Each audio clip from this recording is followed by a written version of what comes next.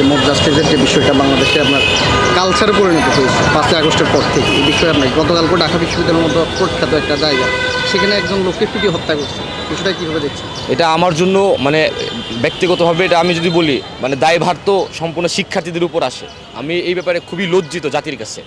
এই মুহূর্তে আমি আসলে যে বললাম গবেষণা, আমি তখন মুখে বললাম এবং আপনাদের মাধ্যমে আহ্বান জানালাম সবাইকে গবেষণামুখী হইতে শিক্ষার্থীদের এই সকল কর্মকাণ্ড ছেড়ে দিয়ে। আমি ঠিক এই মুহূর্তে নিজেও গবেষণা কাজ নিয়ে ব্যস্ত আছি।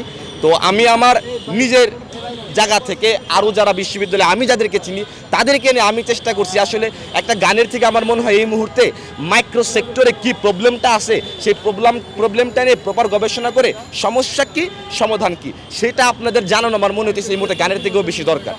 আর একটা গান তৈরি করতে অনেক সময় লাগে, তার থেকে আমার মনে হয় এই কাজটা করা আমার জন্য এই মুহূর্তে দরকার। আমি আসলে ওই সব কাজে একটু মনোনিবেশ আছি।